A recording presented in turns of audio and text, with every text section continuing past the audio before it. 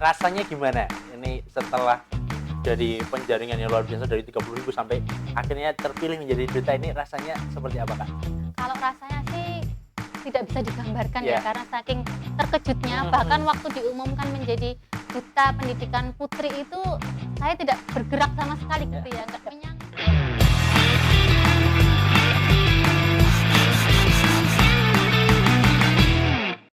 Assalamualaikum warahmatullahi wabarakatuh. Selamat datang para pemirsa dimanapun berada. Jumpa lagi dalam Human Talk, Humanity Aksi dan Kolaborasi. Sebuah podcast dari Solo Peduli hadir untuk sahabat peduli dimanapun berada.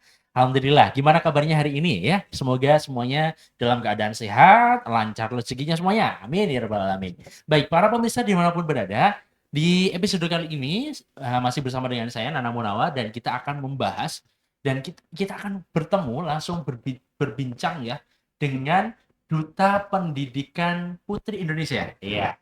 Dan telah hadir di tengah-tengah kita, di samping saya ini ada Kak Desi Dwi Ratnasari. Assalamualaikum Kak Desi. Waalaikumsalam warahmatullahi wabarakatuh. Kabar sehat Kak Desi? Alhamdulillah sehat, Kak Alhamdulillah. Nana. Kak Desi Dwi Ratnasari sebagai Duta Pendidikan Putri Indonesia. Iya. Masya Allah, yang mewakili putri-putri Indonesia untuk di bidang pendidikan ya. Oke, siap. Ya, baik para pemirsa dimanapun berada, kita nanti akan berbicara dengan beliau. Beliau ini sebenarnya siapa?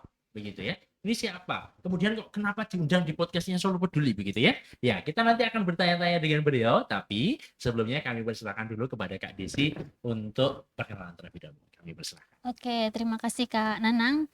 Oke, pemirsa, perkenalkan saya Desi Dwi Ratnasari. Saya mitra program pendidikan Solo Peduli di tahun 2024 ini, dan alhamdulillah bisa bersilaturahim di sini untuk berbagi ataupun sharing mengenai duta pendidikan yang kemarin saya ikutin. Nah, saya asli Klaten gitu ya, Kak. Asli Klaten, iya. Klatennya Tulung. Tulang ya. Sama-sama ini orang Klaten semuanya yang mengisi untuk podcast hari ini ya, alhamdulillah ya. Baik, para pemirsa semuanya, itu tadi ada Kak Desi Dwi Ratnasari selaku manajer di mitra program pendidikannya di Solo Peduli ya, begitu ya. Baik, Kak Desi ini kesibukannya apa sih Kak? Oke, kalau sekarang saya di manajer pendidikan ya di mitra program Solo Peduli. Tapi untuk selain itu di rumah saya mengelola bimbel, bimbingan belajar. Jadi dari TK sampai SMA. TK itu udah ada bimbelnya? Sudah, calistung, membaca, calistung. tulis, berhitung itu malah banyak sekali tuh gitu. Iya. Makanya saya suka bidang pendidikan gitu. Jadi di mana-mana yang diuplek-uplek ya pendidikan seperti itu. Gitu. Kesibukannya itu, ada lagi kesibukan lain Kak? Kesibukan lain kalau di sosial saya punya komunitas Bunda Produktif. Jadi setiap hari Minggu ya. Jadi kan kalau kerja itu kan Senin sampai Sabtu. Nah, hari Minggunya saya gunakan untuk berkomunitas dengan ibu-ibu komunitas Bunda Produktif di Klaten seperti itu. Senin Sabtu kerja ya. Ya, Senin Sabtu kerja, ahadnya jalan-jalan. Ya benar, lebih ke jalan-jalannya, refreshingnya ibu-ibu itu seperti itu. Jadi sih ini kemarin ditetapkan menjadi Duta Pendidikan Putri Indonesia. Iya. Nah, ini sebenarnya apa? Oke. Kita tanya ke Kak Jadi. Ini sebenarnya apa Kak? Duta Pendidikan Putri Indonesia. Apakah mewakili para putri-putri Indonesia dalam bidang pendidikan atau seperti apa? Oke, baik. Kebetulan kemarin saya mengikuti, bukan kebetulan juga sih, karena memang saya berniat untuk mengikuti sejak awal. Memang motivasi saya ingin berkontribusi lebih di bidang pendidikan, dan ajang kompetisi seperti ini membuat saya itu lebih termotivasi, lebih ingin mengenal banyak orang di seluruh Indonesia gitu ya. Jadi memang Duta Pendidikan ini yang mengadakan NGO atau non-government. Jadi namanya Yayasan Edukasi Karya Indonesia, di mana di Instagram itu lebih dikenal di by Leaders, sehingga Duta Pendidikan Indonesia by Leaders seperti itu. Jadi bukan pemerintah yang mengadakan, dan uniknya ini bisa diikutin seluruh masyarakat Indonesia baik putra atau putri di usia 16 sampai 35 tahun. Jadi tidak ada batasan pendidikan seperti itu, Kak. Jadi boleh ketika dia jurusannya bukan pendidikan, ataupun mungkin dia seorang guru, bahkan dia seorang jurnalis, itu boleh. Yang penting dia usianya 16 sampai 30 tahun. Nah, itu. Dan kemarin Yang mengikuti itu Masya Allah sangat banyak sekali ya, jadi 30.000 orang Kak dari seluruh Indonesia. Kalau biasanya kan lomba-lomba seperti itu kan disaring dari tingkat paling rendah gitu ya, kecamatan, kabupaten, provinsi, mungkin nasional, baru internasional. Nah, kalau di Duta Pendidikan by Leaders ini semua masyarakat tuh boleh mengikuti kayak gitu. Jadi lebih terbuka, lebih memberikan kesempatan ke banyak orang gitu ya. Tidak harus dari tingkat kabupaten seperti itu. Jadi bisa langsung nasional gitu kan. Berarti eventnya se-nasional ya, Betul, se-Indonesia nasional begitu. langsung. Diikuti oleh tadi berapa? 30.000 ya? 30.000 pendaftar. Masya Allah, 30.000 pendaftar. Siap. Ini ngapain aja? Oke. Boleh diceritakan Oh dulu iya, ya? siap. Kalau di kompetisi ini itu di awal memang seleksi ya, seleksi berkas, dan memang itu berkasnya ada beberapa syarat di mana persyaratannya adalah CV lengkap dan juga portofolio selama berpendidikan, misalnya dari SMP, SMA itu punya prestasi apa saja, punya karya apa saja, dan itu semuanya dicantumkan. Karena ini nanti akan mempengaruhi penilaian seperti itu. Jadi setelah berkas itu diseleksi, terpilihlah 600 orang yang nantinya juga ikut karantina online, karena ini baru pertama kali diadakan Leaders Kak untuk Duta Pendidikan ini. Jadinya memang ini sebagai ibaratnya alumni pertama kayak gitu Duta Pendidikan. Dan setelah tadi karantina online gitu ya, untuk 600 orang tadi itu dipilih lagi sebanyak 100 orang yang nantinya akan mengikuti grand final di NUS Singapura kayak gitu. Dan alhamdulillah juga nggak nyangka sih terpilih gitu loh, meskipun memang sudah lama atau off di dunia perkompetisian seperti ini atau ajang-ajang pigeon seperti ini ya. Jadi kalau saya dulu memang suka ikut lomba-lomba kepenulisan, lomba di tingkat mahasiswa itu hampir banyak sekali lomba saya ikuti, kemudian off beberapa tahun, baru mengikuti pertama kali ini lagi, dan terpilih itu sangat luar biasa gitu ya rasanya. Kalau aspek penilaiannya dari Duta Pendidikan ini apa aja Kak? Oke, kalau aspek penilaiannya waktu karantina online itu ada beberapa yang dinilai, yaitu kemampuan bahasa asing, bahasa Inggris. Inggris ya? Ya, Inggris, karena kan di NUS ya nanti finalnya. Terus kemudian kemarin juga diseleksi mengenai leadership, kepemimpinan. Jadi dalam FGD ya, forum group discussion gitu, meskipun online kita dinilai keaktifan juga di sana. Kemudian ada juga kemarin dinilai dari membuat project kayak gitu. Jadi project kita submit, nah, dinilai oleh panitia. Nah, itu nanti yang akan dipitchingkan waktu grand final. Gitu. Mulai dari bahasa, languages, terus kemudian tadi apa tadi? Leadership dan juga project ya. Betul, project. Untuk nanti dibuatkan ke metode pitching ya nanti. Iya, pitching. presentasi. Oke, Masya Allah. Dari 30.000 kemudian 600 tadi kan nggak salah, 600 kemudian disaring langsung 100 orang. Disaring 100 orang iya, lagi. 100 orang itu yang ikut grand final di Singapura. Oh, 100 gitu. Orang. Oh, berarti wah, seperti tamasya ini ya. Iya, seperti memang tur ya. Tadi tur. Iya. Gitu. 30.600 kemudian disaring lagi menjadi 100. Jadi 100 ini langsung dipilih 10 orang yang 10. Iya, finalis untuk pitching. Jadi presentasi di hadapan seluruh delegasi dan juga dewan juri. Itu hanya 10. Judge-nya dari mana? Para dewan jurinya dari mana? Dewan jurinya itu kebanyakan kemarin mahasiswa yang sedang menempuh studinya di Singapura NUS itu sendiri gitu. Jadi memang jurinya masih Indonesia juga. Mohon maaf, barangkali ada yang saya sendiri sih sebenarnya yang belum tahu. NUS kepanjangannya apa sih? National University of Singapore. National University of Singapore ya. Tadi kalau ada ya bertanya-tanya, jangan-jangan ini acaranya di Singapura tapi kok US gitu ya. Bukan ya. National University of Singapore. Oke. Ya, kemudian rasanya gimana? Ini setelah dari penjaringan yang luar biasa dari 30.000 sampai akhirnya terpilih menjadi duta, ini rasanya seperti apa, Kak? Kalau rasanya sih tidak bisa digambarkan ya, karena saking terkejutnya. Bahkan waktu diumumkan menjadi duta pendidikan putri itu saya tidak bergerak sama sekali gitu ya, nggak menyangka gitu ya, karena mungkin setelah pitching 10 orang itu melihat kayaknya ada yang lebih bagus dari saya kayak gitu ya.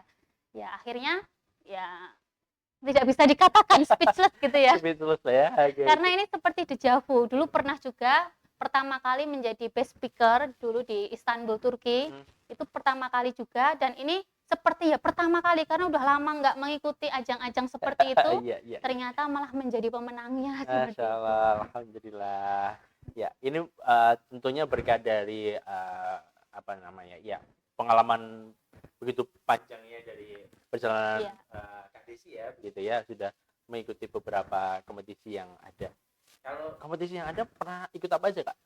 Oke, sebenarnya dari SD ya, dari SD itu saya suka ikut lomba, cuma dari SD sampai SMA itu tidak pernah dapat piala gitu ya. Sampai suatu Iya, iya. hari nazar, ya Allah saya pengen dapat satu piala aja untuk saya pasang di rumah gitu ya. Oke, ya. Dan ternyata memang lama sekali dikabulkan Allah gitu ya. Sampai suatu ketika waktu masuk kampus, saya terjerumus di lingkungan orang-orang yang bagus. Kalau bisa dibilang seperti itu ya, karena orang-orangnya benar-benar suportif sekali gitu ya, sehingga saya mulai mengikuti lomba lagi, tidak pesimis, dan ternyata Allah menjawab nggak cuma satu, banyak beberapa piala bisa bertengger di rumah gitu ya, dan akhirnya ya saya terus termotivasi bahwasanya mengikuti seperti ini tidak hanya untuk mendapatkan piala, tapi juga untuk lebih memperbanyak relasi, kemudian pengalaman dan lain sebagainya. Beberapa kali juga saya lebih suka mengikutinya kompetisi yang karya tulis ilmiah, Kak. Jadi waktu mahasiswa itu suka nulis, meskipun saya jurusannya pendidikan matematika ya, tapi kebanyakan yang saya ikutin itu karya ilmiah, jadi suka nulis. Apakah tulisannya juga dalam bentuk aljabar? Oh iya. Enggak ya? Kebanyakan orang kiranya seperti itu, tapi enggak. Dulu saya suka menulisnya bidang ekonomi sama bidang sosial malahan gitu. Jadi tidak sesuai dengan jurusan saya. Sehingga mungkin dosen-dosen saya juga kaget gitu ya. Saya dapat juara tapi bukan bidang matematika. Iya. Iya. Saya juga sempat ketemu teman-teman yang jurusan matematika. Saya juga terus matematika skripsinya apa? Apakah menemukan X dan Y? Begitu. Tapi ternyata Ada ya, juga. gitu Iya, ya. ada juga. Iya. Cuma karena saya tadi suka ini ya, nulis ya, saya milihnya skripnya yang kualitatif Oh, gitu. Jadi tidak ngitung. Gitu. Ya, baik. Alhamdulillah. Nah, tadi kalau tingkat internasional berarti di karya tulis ilmiah juga, Kak? Atau? Iya, dulu di internasional di Turki Istanbul itu dulu saya berkaitan dengan sosial dan entrepreneur. Jadi Education and Entrepreneur Summit Istanbul. Dulu menjadi best speaker 2017. Kemudian di tahun 2018 itu saya juga ikut yang namanya market research itu di Thailand. Itu juga menjadi dapat ini gold medal gitu. Jadi juara 1 mengenai riset market. Kemudian habis itu terus kosong ya, maksudnya karena menikah, punya anak, break dulu di rumah gitu. Mulai lagi sekarang anaknya sudah mulai bisa dikondisikan, mulai ikut kompetisi lagi. Siap. Okay. Kalau ini kan sudah apa ya namanya? Sudah melanglang buana lah kemana-mana. Kalau di Indonesia sendiri pengalaman pekerjaan selain dari Bimbel ada lagi, Kak? Iya. Dulu saya pernah menjadi guru di beberapa sekolah di Solo dan juga di Klaten, tapi karena saya dulu tidak konsen untuk apa ya ibaratnya daftar PNS dan sebagainya gitu ya. Jadi saya tidak lama di sekolah-sekolah tersebut. Biasanya 3 bulan sampai 6 bulan sebagai guru pengganti karena lebih suka tidak diatur gitu ya. Jadi lebih suka mengajar bimbel yang bisa mengatur sendiri. Betul. Kalau berarti barangkali selama dalam dunia pekerjaan atau selama ya di dunia pendidikan lah, ini kan berkecimpung dalam dunia pendidikan. Kesulitan apa sih yang dialami di dunia pendidikan di Indonesia atau yang pernah bersinggungan langsung dengan Kak Desi begitu? Iya, betul. Kalau di dunia pendidikan memang kenapa saya kok pengennya ini ya ibaratnya membuat kurikulum sendiri, bukan mengikuti yang ada di sekolah. Karena kan tadi saya ceritakan bahwasanya saya tidak betah untuk di sekolah lama-lama menjadi guru karena kan itu monoton ngajarnya terus gitu ya. Nah, untuk kesulitan kalau saya pribadi yang alami adalah pergantian kurikulum yang mungkin sangat cepat sekali gitu ya, Kak. Makanya saya di bidang manajemen pendidikan ini saya menginginkan bahwasanya sekolah-sekolah yang saya manage ini nanti itu harus punya kurikulum khusus sehingga ketika mungkin di Indonesia itu kurikulumnya berganti-ganti, kita tidak akan goyah seperti itu. Jadi memang tantangan terbesar adalah pergantian kurikulum yang mungkin sangat dinamis sekali dan itu membuat saya tergerak untuk kita harus punya kurikulum khusus nih, daripada nanti kita bingung, misalnya ganti presiden, Iya, ganti menteri, ganti ganti menteri, kurikulum iya. lagi, dan itu akan berlangsung seperti itu terus, gitu Kak. Oke, siap, siap, siap. Jadi ya kalau kesulitan-kesulitannya. Kalau harapannya sendiri dari Kak Desi sendiri untuk pendidikan di Indonesia ini seperti apa, Kak? Oke, kalau harapan saya untuk pendidikan di Indonesia ini sebenarnya bagus ya Kak. Maksudnya hampir semua orang kan memang sudah dijamin pendidikannya ya, karena itu merupakan hak gitu ya. Hanya saja ketika mungkin sekarang itu kan kalau mau sekolah itu saya melihat sendiri gitu ya, siswa-siswa kita itu seperti tidak ada greget untuk menyelesaikan apa yang menjadi tugas di sekolah. Oke, Jadi seperti ketika ada guru memberikan tugas, ya sudah Google kayak gitu ya. Jadi bertanya ke Google. Sehingga untuk berpikir kritis gitu tuh sangat jarang kita temui untuk siswa-siswa kita gitu ya. Nah, saya berharap meskipun dengan kemajuan dunia teknologi yang semakin canggih ini, nah anak-anak itu bisa memanfaatkan alat-alat teknologi, alat-alat digital yang mereka punya itu untuk ya mungkin berkarya gitu ya. Karena selama ini ya adanya PR ataupun tugas bahkan untuk di sekolah itu mereka kayak nggak ada semangat untuk kayak Iya, saya iya, iya. kayak kita mungkin Iya, kita iya, dulu iya, kan iya. kayaknya semangat banget untuk Iya. mendapatkan nilai bagus dengan usaha kita gitu ya. Kalau Iya. sekarang mendapatkan nilai bagus itu sangat gampang sekali gitu ya. Karena apa-apa bisa dicari lewat gadgetnya masing-masing gitu. Anjay. Semua hal baik tentunya yang jadi harapan kita semuanya dalam dunia pendidikan di Indonesia, di negeri kita ya, untuk generasi penerus bangsa tentunya.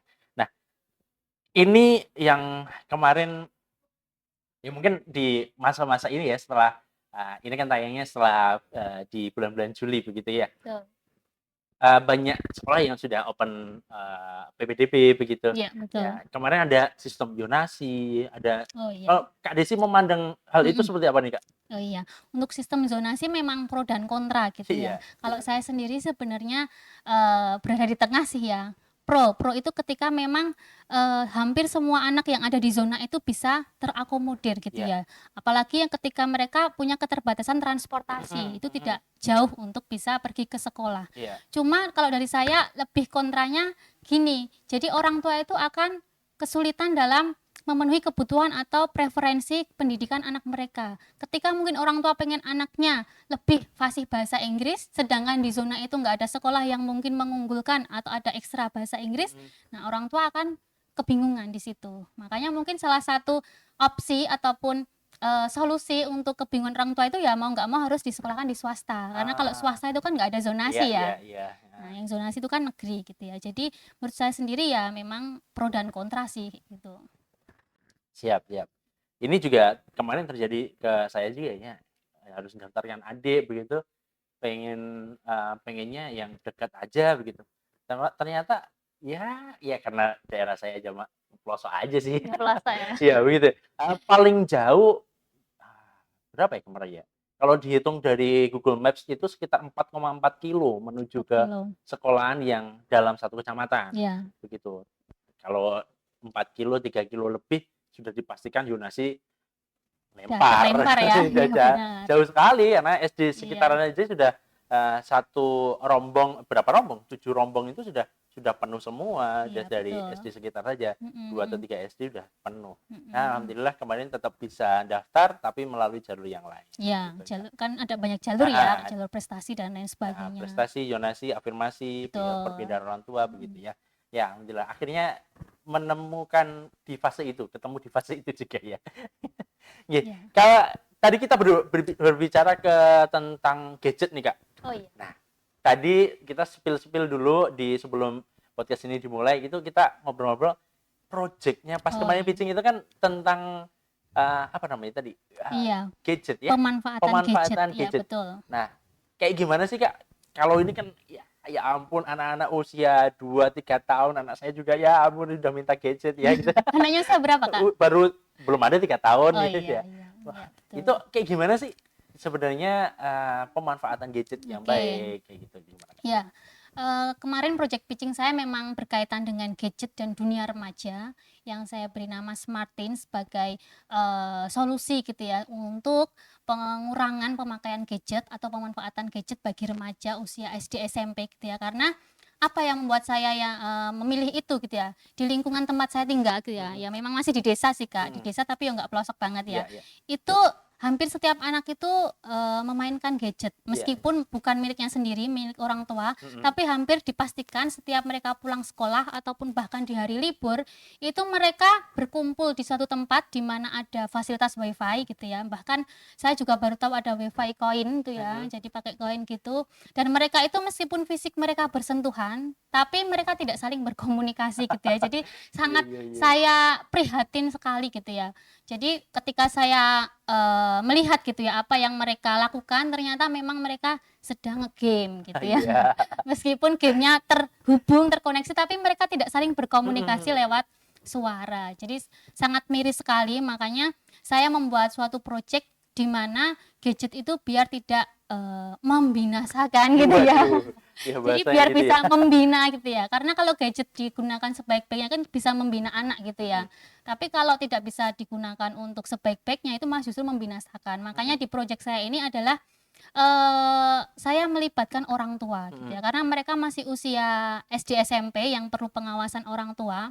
Nah, dengan cara apa? Lagi-lagi saya membuat kurikulum gitu ya. Membuat kurikulum untuk mereka agar bisa memanfaatkan gadgetnya tidak hanya sebagai user, tapi harus sebagai maker gitu ya. Oke. Biasanya kan anak-anak kan ngegame gitu ya. Iya. Nah, saya pengennya mungkin dia yang menciptakan gamenya, terus bisa Oke. diperjualbelikan. Memang itu stepnya agak lama, cuma di sini saya membangun mindset untuk Iya, ke situ.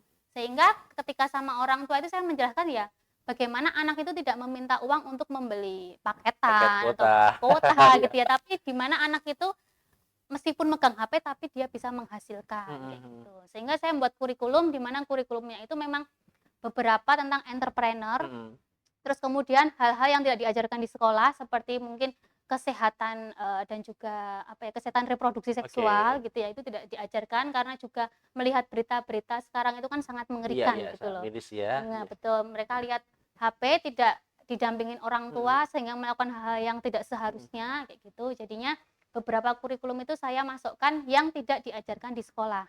Dan itu planning di proyek saya itu saya memberikan mereka edukasi, kemudian memberikan pelatihan dan juga memberikan training kepada orang tua untuk bisa bekerja sama seperti Oke, itu. siap, siap, Makanya siap. proyek itu ketika saya presentasikan ya beberapa peserta delegasi dan juga juri itu juga tertarik. Karena apa? Ke depan itu tidak hanya bisa direalisasikan di desa saya Iya, saja, iya. tapi bisa direalisasikan di seluruh Indonesia, Oke. bahkan di dunia juga Iya, bisa. around the world gitu. ya gitu ya. Betul. Dimanapun insya Allah, karena ya kemajuan teknologi ini kan tidak terbatas Tidak terbatas. waktu, Betul. wilayah begitu ya. Dimanapun bisa mengaksesnya, alhamdulillah. Oke, kalau dengan seperti itu ada tips khusus nggak Kak untuk yang ini barangkali Bapak Ibu para pemirsa, putra putrinya usia SD, SMP, tips untuk mendidik anak-anak usia alfa. Ini tuh Iya. seperti apa? Oke. Kalau kita maksudnya apa ya? Milenial ya? Milenial. Ya, saya masih milenial. Generasi milenial. Iya, bukan baby boomers ya. Iya. Milenial, ada Gen Z dan juga ya, alpha. Alpha. Khususnya betul. alpha ini kayak gimana, Kak? Iya. Biasanya gen alpha ini memang anaknya gen milenial Iya, ya. iya, Jadi oke. usia dari kelahiran 2010 sampai 2020. Kebetulan anak saya kan juga 2020 lahirnya gitu ya. Jadi termasuk generasi alpha dan memang tidak terlepas dari gadget. Iya. Hanya saja yang perlu diperhatikan pemirsa ataupun orang tua yang punya anak generasi alpha itu adalah pembatasan dan juga pengawasan gitu ya. Jadi Pembatasan dan pengawasan. iya, jadi Oke. selain dibatasi itu juga diawasi Oke. seperti itu. Nah, tapi ketika mungkin kita sudah punya prinsip itu, ya kita harus istiqomah. Kadang itu istiqomah yang berat. Iya, gitu ya. iya. Kita pengennya no gadget ataupun no screen time lah atau Iya. no screen lah. Kadang anak malah melihat kita gadgetan, Iya. gitu kan tidak istiqomah juga gitu ya. Makanya perlu pemahaman kepada anak juga gitu ya, bahwasanya gadget ini memang alat orang dewasa untuk mungkin tidak hanya berkomunikasi tapi juga pekerjaan. Karena alat orang dewasa maka anak itu harus dibatasi. Bisa jadi mungkin 1 sampai 2 jam. Nah, itu kan ada sesuai usia ya. Untuk usia 3 tahun mungkin berapa jam, untuk usia anak SD. Nah, itu kan ada aturannya seperti itu. Maka kita harus berani untuk membatasi dan juga mengawasi. Misalnya anak kita masih balita ya kita harus mendampingi apa yang mereka lihat. Jangan sampai karena mungkin kita capek bekerja, kemudian anak kita mungkin tantrum atau apa, kita kasih HP langsung ya, karena kita capek untuk ini. Iya. Makanya meskipun kayak gitu ya kita harus ambil resikonya. Hmm. Kita bekerja ya kita harus tanggung jawab kepada anak kita juga Hmm. gitu. Jangan sampai biar dia diem, kasih HP udah kita tidur atau kita istirahat. Nah, Iya. meskipun capek ya di hadapan anak tuh kita harus selalu happy gitu. Iya. Jadi memang dibatasi dan juga diawasi kalau saya. Dibatasi dan diawasi ya, salah satu kata kuncinya. Tadi salah satu kata kuncinya juga ya, harus istiqomah ya. Memang istiqomah itu berat, kalau ringan istirahat ya. Iya, betul. Iya, baik. Kak Desi ini merupakan manajer dari mitra program pendidikan Solo Peduli, dan ini adalah beliau yang mengurusi dan bagaimana para penerima beasiswanya Solo Peduli ini mendapatkan pendidikan yang secara layak, secara kurikulum juga baik, begitu secara di pendidikan semuanya itu tertata dengan baik. Nah, ini adalah wujud komitmen kami dari Solo Peduli untuk bisa menghadirkan layanan yang maksimal untuk para penerima beasiswa. Ya, begitu. Jadi kami bekerjasama dengan mitra program ini di Solo Peduli. Beliau juga merupakan Duta Pendidikan Putri Indonesia. Ini merupakan salah satu bentuk wujud komitmen kami untuk bisa menjaga para putra-putri penerus bangsa ini mendapatkan pendidikan yang terbaik. Dan tidak terlepas dari itu semuanya ya, ini adalah berkat dari donatur semuanya yang telah mendonasikan semua dari sedikit hartanya untuk di program pendidikannya Solo Peduli. Ada program beasiswa, program orang tua asuh dan sebagainya. Ini kami mengelola dengan profesional, insya Allah, melalui mitra program di Solo Peduli. Kak Desi, menuju di penghujung pembicaraan kita, ada hal yang ingin disampaikan kepada para pemirsa semuanya, pesan-pesan, begitu kami persilahkan. Oke, terima kasih Kak Nanang. Mungkin saya belum banyak pengalamannya gitu ya, tapi melihat mungkin pendidikan di Indonesia itu memang harus mengikuti perkembangan zaman gitu ya, karena kita tahu bahwasanya mendidik anak itu harus sesuai zamannya gitu ya. Ada hadis kan ya, didiklah anak sesuai zamannya, seperti itu. Maka kita sebagai orang tua harus aware gitu ya, ketika mungkin kita punya anak, nah maka parenting kita juga harus kita sesuaikan gitu ya, anak kita itu seperti apa dan mau kita jadikan seperti apa gitu. Maka itu harus benar-benar dibuat kurikulum juga gitu ya. Makanya kurikulum setiap keluarga itu berbeda, tinggal kita mau mewujudkannya seperti apa. Nah, itu harus dibahas dengan anggota keluarga kita atau mungkin pasangan kita, karena kalau kita dengan pasangan itu tidak sejalan, nah nanti pas realisasinya itu anak juga akan kebingungan seperti itu. Maka sebagai orang tua yang paling penting adalah membersamai anak ya, karena kita sudah diberikan amanah anak oleh Allah Subhanahu wa taala. Nah, pendidikan anak itu juga menjadi kewajiban kita harus siapkan sebaik-baiknya. Gitu, Kak. Siap, terima kasih. Menyiapkan pendidikan yang terbaik untuk para putra-putri penerus generasi peradaban ya, insya Allah. Dan terima kasih kepada Bapak Ibu para pemirsa semuanya yang telah menyimak dari perbincangan kita dari awal sampai dengan akhir ya.